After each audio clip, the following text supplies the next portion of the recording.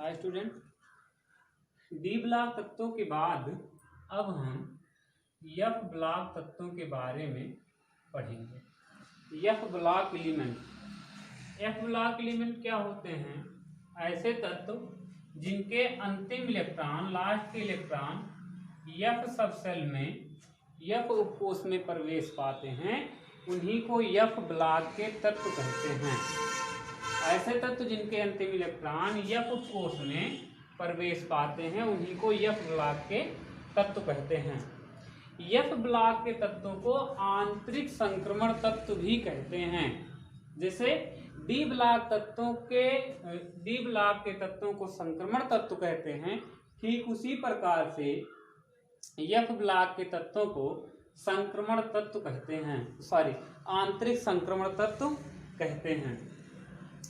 अब F block तत्वों को जो है दो श्रेणियों में विभक्त किया गया है। उन श्रेणियों में जो है दो श्रेणी है। नीचे एफ ब्लॉक तत्वों को और सारणी से ठीक नीचे रखा गया है। दो क्षैतिज पंक्तियों में 14 तत्व रखे गए हैं, जिनको सामान्यतः लैंथेनाइड तत्व और एक्टिनाइड तत्व कहते हैं। तो अभी तक तो सिलेबस में लैंथेनाइड और एक्टिनाइड तत्व दोनों था, पर चूंकि कोरोना महामारी के कारण से 30% सिलेबस को कम कर दिया गया है, इसलिए केवल लैंथेनाइड तत्वों के बारे में ही हम लोगों को अध्ययन करना है। वो भी कुछ 2-4 चीज़ें ही, इनके इलेक्ट्रॉनिक विन्यास, इनका जो है संकुचन और उसके साथ साथ इनकी आकृषण अवस्था, ये 3 चीज़ों के बारे में लैंथेनाइड तत्वों में पढ़ना है। तो लैंथेनाइड तत्व जो है ये तत्व हैं जिनके अंतिम इलेक्ट्रॉन एफ कोष में प्रवेश पाते हैं। ये तत्व है लैंथेनम। लैंथेनम सामान्यतः ये ब्लॉक का तत्व नहीं है, फिर भी चूंकि यहीं से श्रेणी स्टार्ट होती है, इसलिए पहले इसको सामान्य रूप से लिख दिया गया है। अब इसके बाद ध्यान दीजिए, यह हम मान लेते हैं इसको मिटा ही दिया जाए। तो मुख्य रूप से जो 14 तत्व हैं, सीरियम से लेकर के कहाँ तक, ल्यूटीशियम तक के जो तत्व हैं, इन्हीं को लैंथेनाइड तत्व कहा जाता है। अब जो है ध्यान देने वाली बात यह है, कौन कौन तत्व है? सीरियम है, जिसका प्रतीक Ce होता है। सीरियम, प्रोसियोडाइनियम, इसके बाद नियोडाइनियम, प्रोमिथियम है, समेरियम है, यूरोपियम है, गैडोलिनियम है, टर्बियम है, इसके साथ साथ डिस्प्रोसियम है, हाल्मियम है, इर्बियम है, थूलियम है, एटर्बियम, और लास्ट में क्या है? ल्यूटीशियम। अर्थात 58 से लेकर ल्यूटीशियम, परमाणु क्रमांक 58 से लेकर के 71 तक के जो तत्व हैं, इन्हीं को क्या कहा जाता है? लैंथेनाइड तत्व कहा जाता है। अब इनके इलेक्ट्रॉनिक विन्यास के बारे में हम देखेंगे। इन तत्वों का इलेक्ट्रॉनिक विन्यास क्या होगा? तो सर्वप्रथम हम ये जान लें कि इन तत्वों का सामान्य जो इलेक्ट्रॉनिक विन्यास होता है वो N-2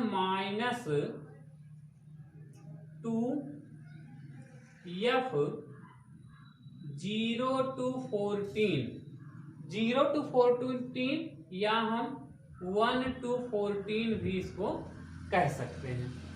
इसके बाद जो है N-1 D1 और N-2 होता है। तत्वों का इलेक्ट्रॉनिक विन्यास, सामान्य इलेक्ट्रॉनिक विन्यास N-2 F 1 to 14 या 0 to 14 कह सकते हैं, N-1 D1 और क्या होता है? N-2 होता है। अब जो है तत्वों का इलेक्ट्रॉनिक विन्यास लिखेंगे तो हमेशा आपको ये चीज ध्यान में रखनी है, इसमें एक चीज तत्वों का 58 से लेकर के 71 तक के तत्वों का जब भी आप इलेक्ट्रॉनिक विन्यास लिखिए, इलेक्ट्रॉनिक कॉन्फ़िगरेशन, तो एक चीज का मुख्य रूप से ध्यान में रखिएगा, इसमें 4F 0 इलेक्ट्रॉन नहीं भरा जाएगा। इसके साथ साथ 4F 1 इलेक्ट्रॉन नहीं भरा जाएगा और 4F 8 इलेक्ट्रॉन नहीं भरा जाएगा।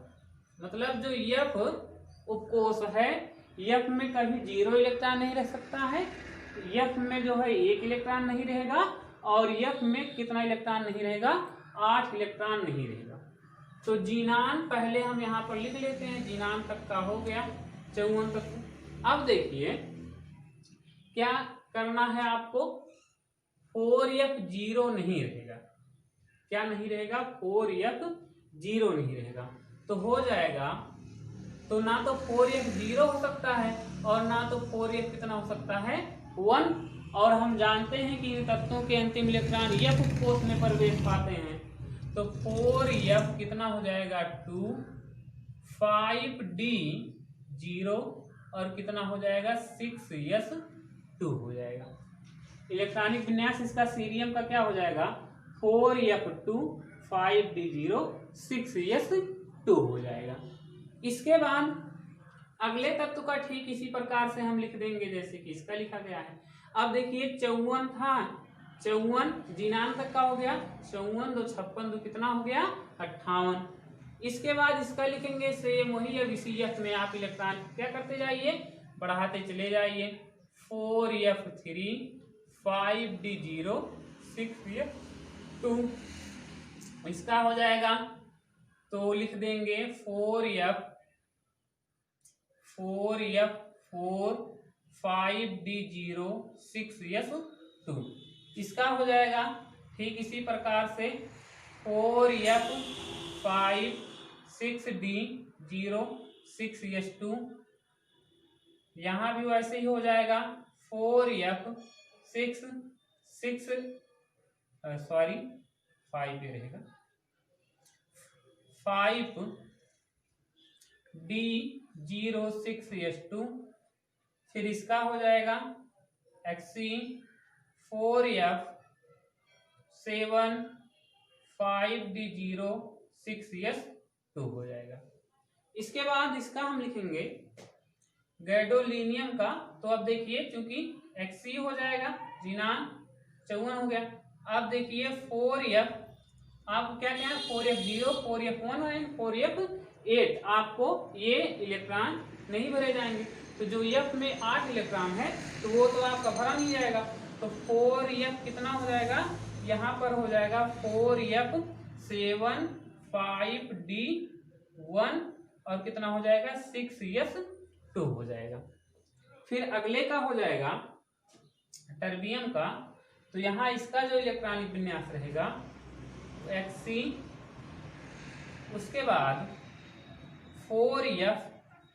अब यहाँ पर देखिए ध्यान दीजिए, इसका हो गया इतना, अब 8 तो रहेगा नहीं। फिर टर्बियम का हो जाएगा 4F ये 9 हो जाएगा 5D0 और इसके बाद 6S2 हो जाएगा। फिर इसके बाद इसी में इलेक्ट्रॉन को आप बढ़ाते चले जाइए। तो इसके बाद जीनान हो जाएगा 54, फिर 4F हो जाएगा 10 5D0 और 6S2।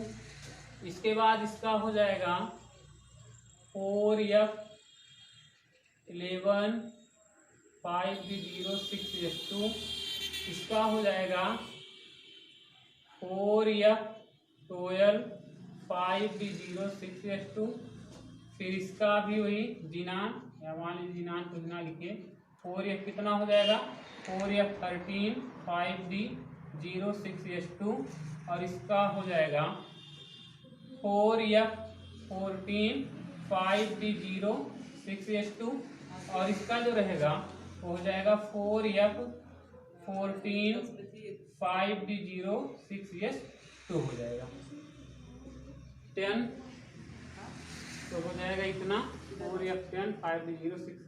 तो इस तरह से इन तत्वों के इलेक्ट्रॉनिक विन्यास आप लिख सकते हैं। मुख्य रूप से आप क्या करना, आप जीनान लिखिए, इसके बाद क्या लिखिए 4F 5D 6S2 और ध्यान आपको क्या देना है, केवल एक बात का मुख्य रूप से कि आपका 4F0 नहीं रहेगा, 4F1 नहीं रहेगा और 4F8 नहीं रहेगा, इतना नहीं रखना है। बाकी इसके बाद इस तरह से तत्वों की इलेक्ट्रॉनिक विन्यास आप लिख दीजिए।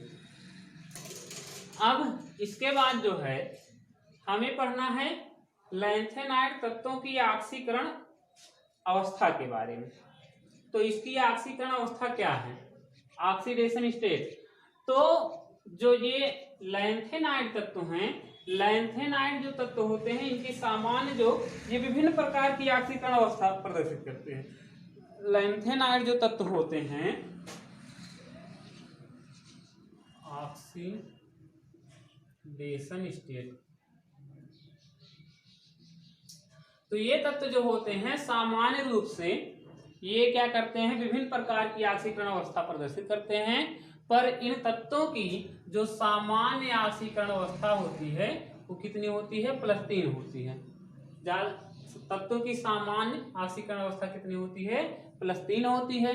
पर कुछ तत्व जो हैं वो +2 एवं +4 की ऑक्सीकरण अवस्था भी प्रदर्शित करते हैं। ध्यान क्या रखना है, इन तत्वों की सामान्य ऑक्सीकरण अवस्था +3 होती है, पर इसके अतिरिक्त कुछ तत्व +2 और +4 की ऑक्सीकरण अवस्था भी प्रदर्शित करते हैं।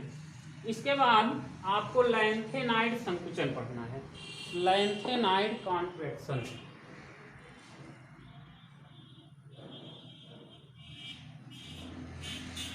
लैंथेनाइड कॉन्ट्रैक्शन,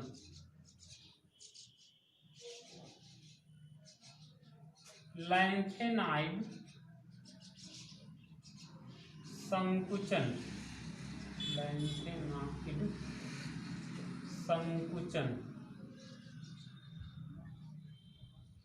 लैंथेनाइड संकुचन है क्या, जब हम सीरियम से लेकर के ल्यूटीशियम तक जाते हैं तो या कह सकते हैं लैंथेनम से लेकर के ल्यूटीशियम तक जाते हैं तो जैसे जैसे यह कोश में इलेक्ट्रॉनों की संख्या बढ़ती है वैसे वैसे क्या होता है, लैंथेनम से लेकर के ल्यूटीशियम तक का जो आकार या साइज होती है जिसको हम कह सकते हैं परमाणु त्रिज्या, इनकी परमाणु एवं आयनिक त्रिज्या, इन तत्वों की परमाणु एवं आयनिक जो त्रिज्या होती है वो घटती है।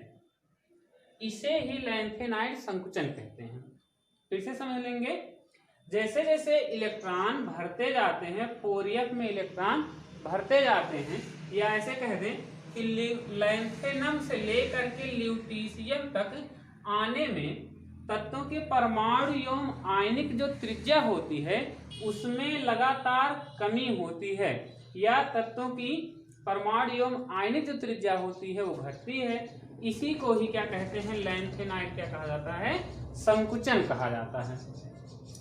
या हम ऐसे कह सकते हैं, इसकी परिभाषा लिख सकते हैं कि लैंथेनाइड संकुचन क्या होता है, जब तक आने वाला इलेक्ट्रॉन 4f उपकोष में प्रवेश करता है तब तक तत्वों की जो परमाणु एवं आयनिक त्रिज्या होती है उसमें लगातार कमी होती है। इसे ही लैंथेनाइड संकुचन कहते हैं। तो 4f में जैसे जैसे इलेक्ट्रॉन बढ़ता जाता है वैसे वैसे तत्व की परमाणु एवं आयनिक त्रिज्या घटती जाती है, इसी को लैंथेनाइड संकुचन कहते हैं। अच्छा, इसका रीजन क्या होता है कि लैंथेनाइड संकुचन जो है उसका रीजन क्या है। लैंथेनाइड संकुचन मतलब जो है लैंथेनम से लेकर के ल्यूटीशियम तक आने में तत्व की परमाणु की त्रिज्या में क्या आना, कमी आना। अब ये कमी आती क्यों है, लैंथेनाइड संकुचन होता क्यों है, तो इसको देखिए, जैसे ये न्यूक्लियस है, फर्स्ट सेल 1 2 3 4, ये 5th सेल हो गया, और इसके बाद ये जो सेल है वो 6th सेल है। तो देखिए ऐसे हम मान लेते हैं इसमें जो रह जाएगा 8 इलेक्ट्रॉन, तो इसी तरह से भरा जाएगा 2 2 4 2 6 2। तो इस तरह से इसमें भरेंगे। अंत वाले में कितना इलेक्ट्रॉन रहेगा, 2 इलेक्ट्रॉन रहेगा 6th सेल में। अच्छा, ये है फर्स्ट सेल, ये है सेकेंड सेल, ये है थर्ड सेल, ये है फोर्थ। अब होता क्या है, जो अंतिम इलेक्ट्रॉन, क्योंकि हम जानते हैं F ब्लॉक के तत्वों में जो अंतिम इलेक्ट्रॉन होता है वह F उपकोष में क्या पाता है, प्रवेश पाता है।